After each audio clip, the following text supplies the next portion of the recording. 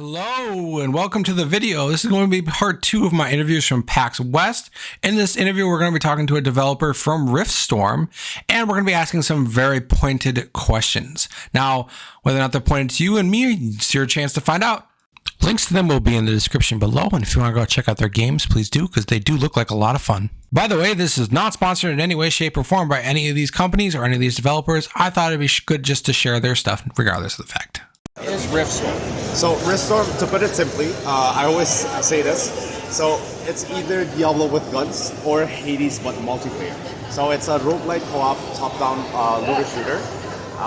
And yeah, it's basically set up in RIP, the Occultical Universe. And yeah, that's Riftstorm. So, all the characters in here, are they all free to play, or do you have to unlock them by doing certain things? So currently we're making it available. So you can you can play with any characters that you want. We have 4 right now, but on top of that, we're adding 2 more next month in our alpha stage. Okay.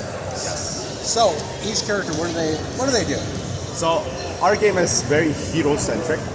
Each character will have different skills. They have different weapon proficiency, and yeah, they have different play styles. So you can, since this is a roguelite, you can experiment on builds in the game itself.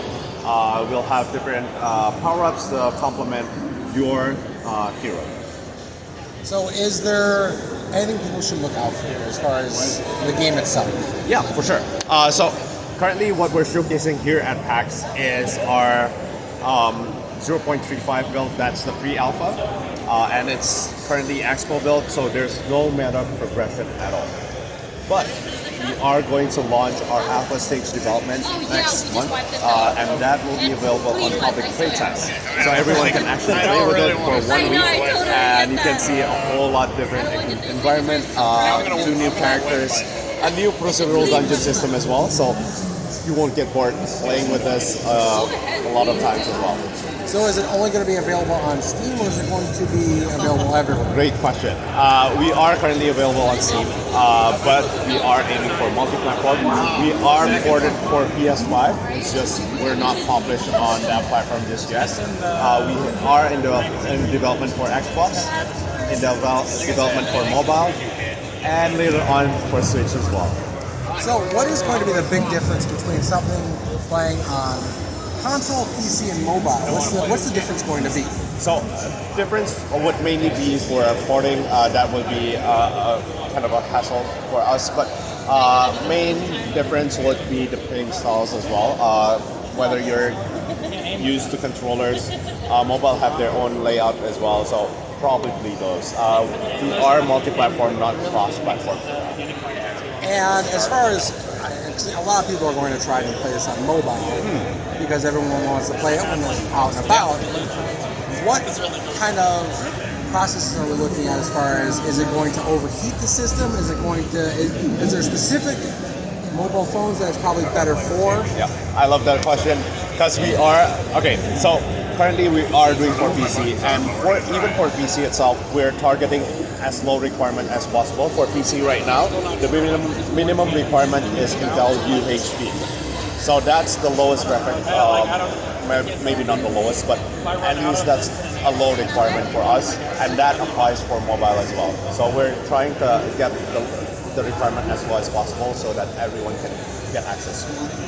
And as far as like, are people going to be able to customize where the buttons are on the mobile? So keybinds, at least for PC, is in the works. Mobile is not something that we're taught of yet because we are still in alpha stage development. And as far as anybody wanting to get access to it and alpha, they would just go to the Steam page and just log in there like, hey, yeah, I just want to play. There's no like approval required. It's just access and go for 1 week. Okay, so for alpha stage, you can wishlist the game on Steam first, and then follow our social media. We will make announcements on our social media on Discord as well. And once that is available, you can actually just download the demo. Another big question for you. When people are playing that alpha, are they allowed to record that stuff and either stream it or post it anywhere? Yes. We love creators. We do have like content creator program with ourselves. We do revenue sharing with content creators. So feel free to create content as much as possible. We love to work with content creators as much as possible. And if anybody has any ideas for character development or character ideas, if they're good, are you going to put them in? Oh yeah, for sure. So our company, Conviction Labs, is working. So we do game development like this, but we are essentially an entertainment company. And what we're different, how we are different with other companies is we're trying to create collaborative entertainment. So what that means is we want to involve the community as much as possible. You can create your own characters, you can create your own stories, create any stories about our universe, and we can probably put that into our game, into our comic, into our TV series, and in the later stages, movies as well. So are there, a lot of people are going to ask this, are there going to be top leaderboards for any area? Yes. So we've implemented this in the last 2 playtests that we had.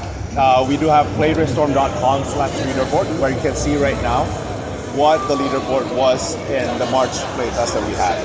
So we are going to do that on the Alpha October playtest as well. So is there going to be bragging rights involved? Oh yeah. Are they going to get unique items if they top that leaderboard? For sure. How do you guys keep track of that besides, so is it just based on accounts? Yes, and it will be based on accounts, achievements, and accounts. And how would they access that in the future? So you can access your account on mythicrifall.com/account. That will be, you can log into your account there. So just log into using Steam and you'll get access to it.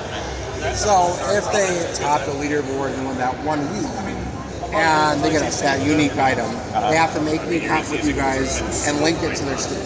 So by default, if you play the game itself, we will make an account for you when you play through Steam. So by default, you don't need to do anything. You just need to log into using Steam account.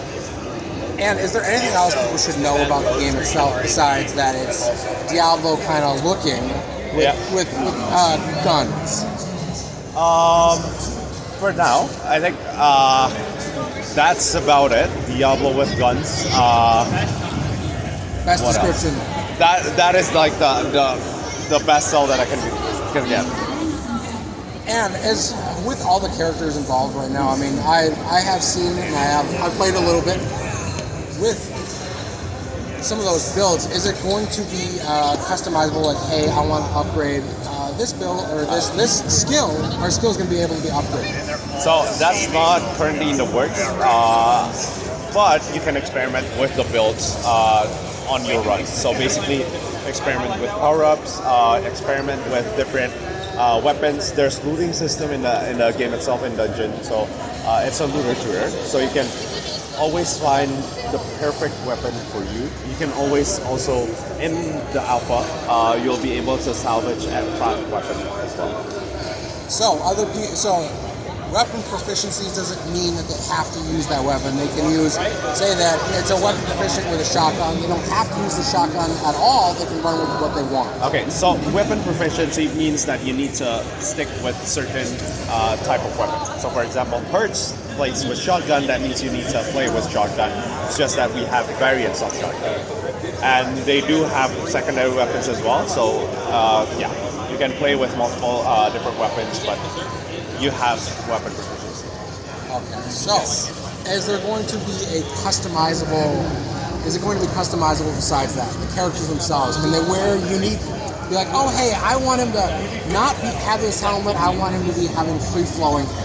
Okay, we're not closing off that just yet. We are still. That is being talked about. That is being talked about, but no promises. No promises. No promises. We did make variants for certain characters, and that is available in the alpha stage as well. So for those that are joining in, we have referral programs, and you'll get a variant for your character for one referral. So it might be a future thing that, oh hey, here you go, here's a unique design that we're just gonna throw out there for a week, see what happens. Yeah. Not closing on. I'm not saying anything more. I'm not saying anything more than that. We're getting into that. So with everything here, I mean, is it just going to be like a random level, or is the levels themselves going to change each time you play it? Great question. So we do have like a procedural dungeon system that we're going to implement in the alpha build. So that means every run you'll encounter a different swarm of enemies and all that.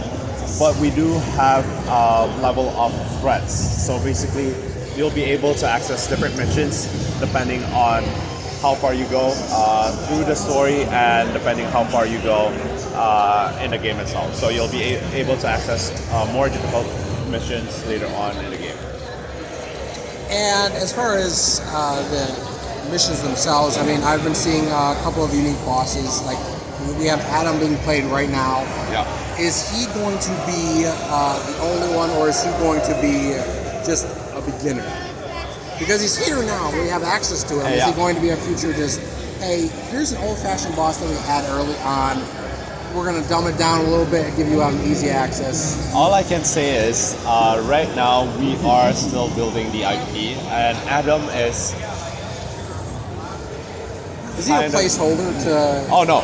Oh, he's going to be in there. There is a whole story to it. So whatever we build, whether it's in the pre-alpha, whether it's alpha, whether it's beta, early access, everything is canon to the universe that we're building. So we're making things as we go along, but everything that we are doing is relevant to the whole universe building aspect. So nothing is created just for the sake of it, just as a placeholder. So with the characters, are they going to be... Do you have to play each one at least once to not to unlock them, but when each character, okay, here I want to make a new game, do you have to pick that one character, or is every character just there? Every character is just there. Yeah. And each character has their own unique style of play. Yes. And is every style of play going to be the same for everyone? Oh no, definitely not. I'm a head-on guy, so I always use tank. I'm the kind of guy that plays just trying to get mana, just bashing on the Q button. But there are some people that prefers to play it conservatively as well. So it depends on how you play it. Depends on the piece that you want to play with. And how many players are going to be able to play in the game at one time? 3 players, online co-op. Online co-op. Yes. And there's no crossplay, so you can't play with your buddy from another system. Not yet. Not yet. But is it going to be, once you link an account, is the system going to be, is that account going to be with you guys? So say on Steam, you're playing it on Steam, like, okay, I want to play it on mobile. Is that going to be connected? Cannot answer that just yet, because we are not in that stage of development just yet. So that's a maybe. No, it's a maybe. It's not 100%. It's not 100%, but I'm not saying maybe, or I'm not saying yes, I don't know as well. That's no fun.